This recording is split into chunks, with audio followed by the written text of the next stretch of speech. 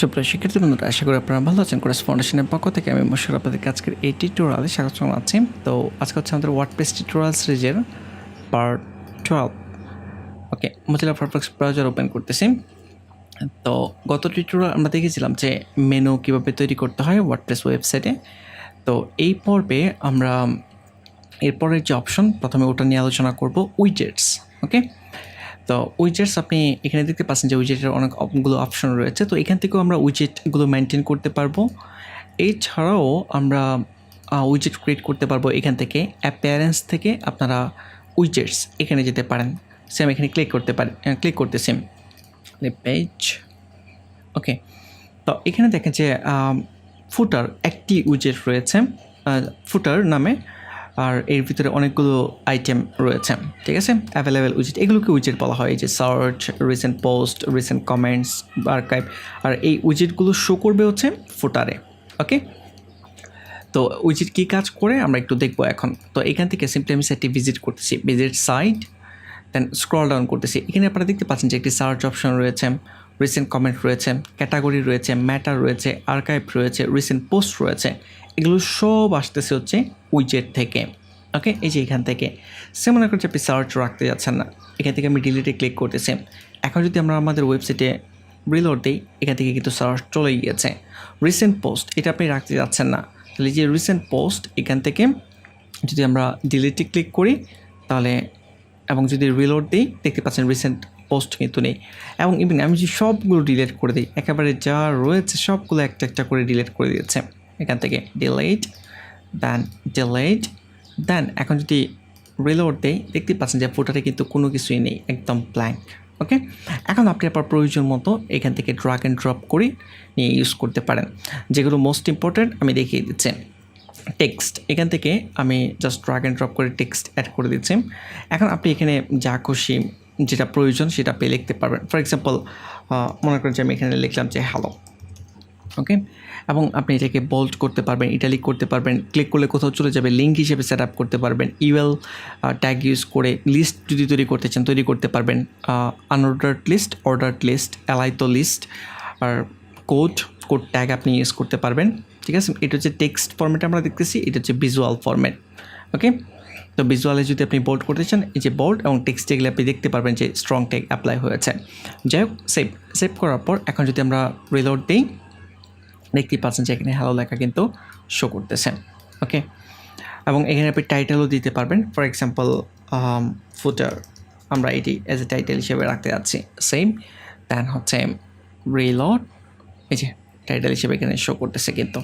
ওকে, তো এরকমভাবে আপনি একাধিক ফুটার অ্যাড করতে পারবেন ড্রাগ অ্যান্ড ড্রপ করে। জাস্ট সে মনে করেন যে আপনি গ্যালারি তৈরি করতে যাচ্ছেন, ড্রাগ অ্যান্ড ড্রপ করে ক্লিক করে চেপে ধরে রেখে এখানে ছেড়ে দেন, দেন অ্যাড ইমেজ, এখানে একটা একটা করে ইমেজ আপনি অ্যাড করে দেন। Create a new gallery, then insert gallery, then save, then হচ্ছে রিলোড।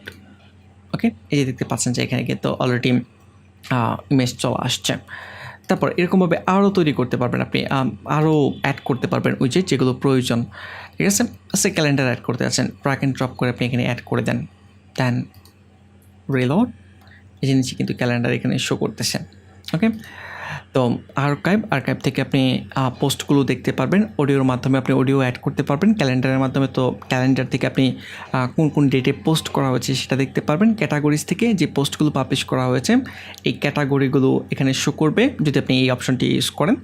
কাস্টম HTML-এর মাধ্যমে আপনি কাস্টম HTML কোড করতে পারবেন এটার মাধ্যমে। ঠিক আছে, এই যে এই জায়গায় আপনি HTML কোড সাপোর্ট করবে, HTML কোড আপনি অ্যাড করতে পারবেন। ওকে, ফর এক্সাম্পল আমি এখানে যদি কন্টেন্টে অ্যাড করি, আমি এই জায়গায় মনে করেন যে পি ট্যাগ ইউজ করতেছি, দেন /p, ওটা অটোমেটিকলি শেষ হয়ে যাবে। এখানে মনে করেন যে সিম্পলি আমি লিখলাম যে হাই। ঠিক আছে, সেভ করতেছি, এবং আমি যদি এখানে রিলোড দেই, এই যে হাই লেখাটা কিন্তু শো করতেছে। ঠিক আছে, ফর এক্সাম্পল আমি এখানে পি ট্যাগ না রেখে আই ট্যাগ রাখতে যাচ্ছি, আর এখানেও আমরা আই ট্যাগ ক্লোজ করে দিব। তো এই যে আই ট্যাগ ক্লোজ করে দিচ্ছি, সেভ ক্লিক করতেছি, তারপর হচ্ছে রিলোড দেব। দেখতে পাচ্ছেন যে লেখাটা কিন্তু ইটালিক হয়ে গেছে, তার মানে আপনি এখানে HTML কোড অ্যাপ্লাই করতে পারতেছেন। ওকে, তারপর গ্যালারির মাধ্যমে আপনি গ্যালারি তৈরি করতে পারতেছেন, ইমেজের মাধ্যমে ইমেজ অ্যাড করতে পারবেন, আর মেটার মাধ্যমে লগ ইন করতে পারবেন। wordpress.org এর কিছু লিঙ্কস থাকবে, RSS ফিড থাকবে, ঠিক আছে। যদিও এটা খুব বেশি ইউজ করা হয় না, তো এটা আপনি ইউজ না করাটাই বেটার, ঠিক আছে। আমি একটু দেখিয়ে দিচ্ছি, ঠিক আছে। দেন এই জায়গায় আমি রিফ্রেশ করতেছি। রিফ্রেশ করার পর এই যে মেটা চলে আসছে, সাইট অ্যাডমিন। আমি যেহেতু লগ ইন করা রয়েছে, এখানে আর লগ ইন করার অপশন নেই, লগ আউট করতে পারবো, ঠিক আছে। আমি এটা ডিলিট করে দিচ্ছি। তারপর নেভিগেশন মেনু, আপনি মেনু সেট করতে পারবেন এখানে। আমি এই জায়গায় মেনুকে যদি ড্র্যাগ অ্যান্ড ড্রপ করে নিয়ে যাই, এখান থেকে ফর এক্সাম্পল মেইন মেনুটা আমি এখানে রাখতে চাচ্ছি, যদি এরকম প্রয়োজন হয় কখনো। দেন হচ্ছে রিলোড, এই যে হোম, ব্লগের ভিতরে সাব মেনু রয়েছে, টেস্ট এবং ওয়েব ডিজাইন পরিচিতি, অ্যাপি, ওয়েব ডিজাইন এবং হচ্ছে অ্যাবাউট আস, এখানে কিন্তু মেনু শো করতেছে। তারপরে যদি কখনো প্রয়োজন হয় যে ফুটার যে অপশনটিতে এখানে উইজেট নেভিগেশন মেনু সেট করার, আপনি সেট করে নিতে পারেন, কোনো সমস্যা নেই, ডিলিট। তারপর পেজেসের মাধ্যমে আপনি পেজ রাখতে পারবেন, আপনার ওয়েবসাইটের পেজের লিস্ট রাখতে পারবেন। রিসেন্ট কমেন্টের মাধ্যমে আপনি কমেন্ট রাখতে পারবেন, ঠিক আছে। কমেন্ট শো করাতে পারবেন, আপনার ওয়েবসাইটে যে লেটেস্ট কমেন্টগুলো থাকবে সেগুলো শো করবে। রিসেন্ট পোস্টের মাধ্যমে পোস্টগুলো শো করবে, আর RSS-এর মাধ্যমে ফিডগুলো শো করবে। ওকে, ফিড বলতে হচ্ছে পোস্টের লিঙ্কগুলোই শো করবে। ওকে, আমি যদি এটা অ্যাড করি, ডিসপ্লে আইটেম কন্টেন্ট, আচ্ছা, enter the RSS feed URL।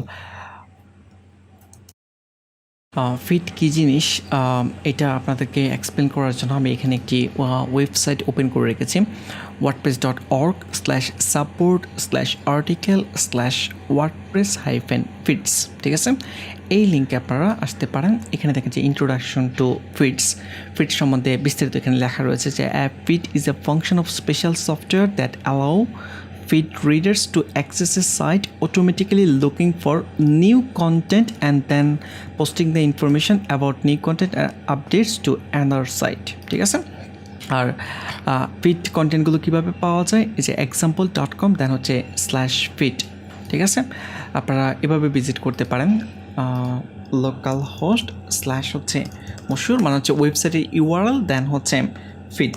এবং যদি আপনি ইন্টারপ্রেস করেন, যদিও আমার এখানে একটি ফাইল ডাউনলোড XML ফাইল দিয়েছে ডাউনলোড করার জন্য, বাট উইন্ডোজ অপারেটিং সিস্টেম যদি আপনি ইউজ করে থাকেন তাহলে এখানে ফিডের লিস্ট শো করার কথা। যাই হোক, ওকে, তো বেসিক্যালি এটা হচ্ছে আপনার ওয়েবসাইটে নিউ কন্টেন্ট এবং পোস্টগুলো এই ইনফরমেশনগুলো পাওয়ার জন্য ব্যবহার করা হয়ে থাকে। বাট ইনিশিয়ালি আপনাদের খুব বেশি একটা এটা জানা লাগবে না বা দেখা লাগবে না। ওকে, তো enter the RSS feed URL here, এটা আমরা এখানে দিচ্ছি না, এটা ব্যবহার করতেছি না। আর how many items would you like to display, 10টা আইটেম, 5টা আইটেম। এখানে আমি বলে দিচ্ছি যে যখনই আপনারা এই ফিড লিখে এখানে সার্চ করবেন বা ওই লিঙ্কে যখন যাবেন, ওখানে দেখবেন যে আপনার পোস্টগুলোই শো করতেছে, আপনি যে পোস্টগুলো করেছেন এগুলোই স্টেপ বাই স্টেপ শো করতেছে। তো সেই পোস্টগুলো কয়টা শো করবে, 10টা না 5টা, এখান থেকে আপনি সিলেক্ট করে দিতে পারবেন। ওকে, যাক, আমি ক্রস করে দিচ্ছি এটা। তারপর এছাড়াও এখানে সার্চ অপশন রয়েছে, ট্যাগ সার্চের মাধ্যমে সার্চ করতে পারবেন, ট্যাগ ক্লাউডের মাধ্যমে আপনার ট্যাগগুলো শো করাতে পারবেন, আর টেক্সটের মাঝে আপনি টেক্সট লিখতে পারবেন, আর ভিডিওর মাধ্যমে হচ্ছে আপনি ভিডিও শো করাতে পারবেন। আমি যদি ড্র্যাগ অ্যান্ড ড্রপ করে অ্যাড করে দিই এখানে, এই যে ক্লিক করে আপনি এখানে একটি ভিডিও আপলোড করে দেন আপনি আপনার ডেস্কটপ থেকে বা আপনার পিসি থেকে, ওকে, তাহলে এই ভিডিও শো করবে। তো আশা করি আপনারা বুঝতে পেরেছেন যে এখানে এই উইজেটগুলো কীভাবে কাজ করে। তো আপনারা ড্র্যাগ অ্যান্ড ড্রপ করে একটা করে ব্যবহার করে দেখতে পারেন, ঠিক আছে। তো আজকের টিউটোরিয়াল এই পর্যন্তই। নেক্সট টিউটোরিয়ালে আমরা অন্যান্য বিষয় নিয়ে আলোচনা করব। সে পর্যন্ত ভালো থাকবেন, ধন্যবাদ।